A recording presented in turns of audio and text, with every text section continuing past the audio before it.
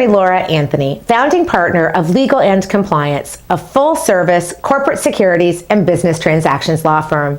Today is the continuation in a Lawcast series talking about the new PCAOB auditor report requirements. In October 2017, the SEC approved a new rule by the Public Company Accounting Oversight Board, the PCAOB, requiring significant changes to public company audit reports.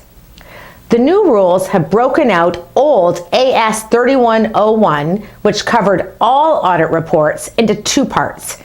One part is AS 3101, the auditor's report on an audit of financial statements when the auditor expresses an unqualified opinion. And two, new AS 3105, departures from unqualified opinions and other reporting circumstances. From a high level, audit reports have a pass-fail standard, i.e., they are either qualified or unqualified. The new rules clarify the auditor's reporting standards in each case. The new rules require an auditor to communicate critical audit matters, or CAMs, in the audit report, or affirmatively state that there are no CAMs. A CAM is defined as any matter arising from the audit of the financial statements that was communicated or required to be communicated to the audit committee and that, 1, relates to accounts or disclosures that are material to the financial statements, and 2, involved especially challenging, subjective, or complex auditor judgment. For clarity, the rules provide a list of considerations when determining whether a matter was especially challenging, subjective, or complex. These considerations include the auditor's assessment of the risks of material misstatement, the degree of auditor judgment in areas that involved a high degree of judgment or estimation by management, including any measurements with significant uncertainty, the nature and timing of significant unusual transactions and audit effort and judgment involved, the degree of auditor subjectivity in applying audit procedures, the nature and extent of audit effort, including specialized skill or knowledge or need for outside consultation, and the nature of audit evidence. The SEC rule release and PCAOB release stress that CAMs should not be boilerplate disclosures carried in each report, which would then lessen the impact and usefulness of such report. Rather, a CAM should only be a material event that has required thought and complexity to the auditor and the company. Furthermore, a CAM only includes those matters that meet each element of the definition, including materiality, requirement to communicate with the audit committee, and matters involving especially challenging, subjective, or complex judgment.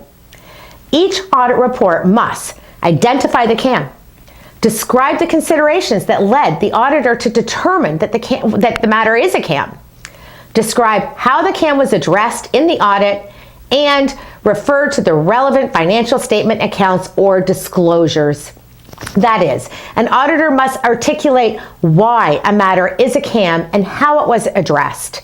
The auditor must keep documentation and thorough records on the process, including how any particular issue was determined to be a CAM or not a CAM.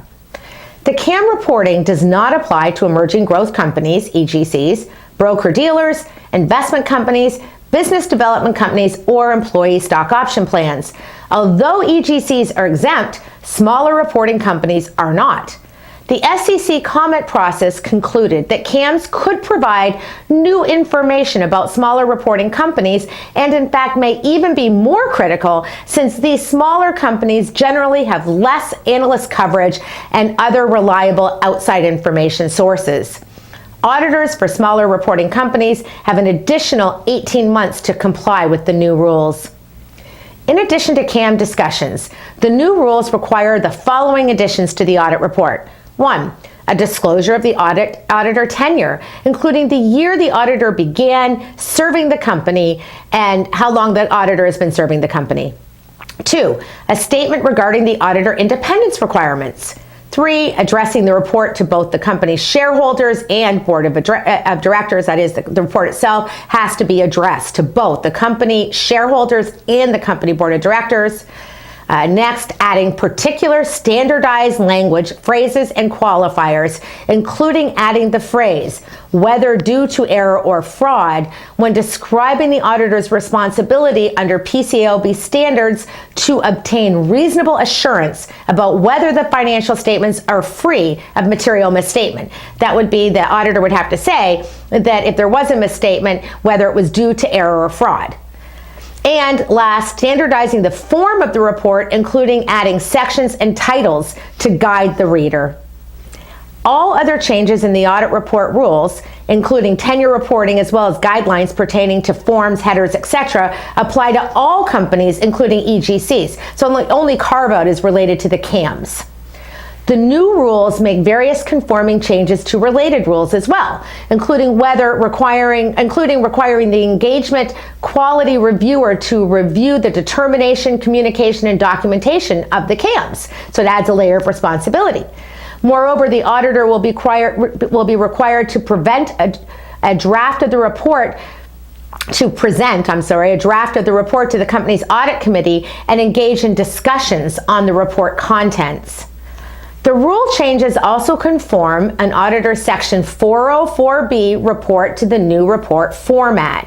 As a reminder, Section 404A of the Sarbanes-Oxley Act requires companies to include Section 404B of the Sarbanes-Oxley Act requires companies to include in their annual reports on Form 10-K a report of management on the company's internal control over financial reporting that, one, states management's responsibilities for establishing and maintaining the internal control structure, and two, includes management's assessments of the effectiveness of the internal controls over financial reporting. The section also requires the independent auditor to attest to and report on management's assessment. All changes other than CAM-related requirements go into effect for audits beginning with the fiscal year ending on or after December 15, 2017. CAM requirements go into effect for large accelerated filers beginning with the fiscal year ending on or after June 20, 2019, and for all other companies beginning with the fiscal year ending on or after December 15, 2020. I'm Securities Attorney Laura Anthony, founding partner of Legal and Compliance and producer of Lawcast.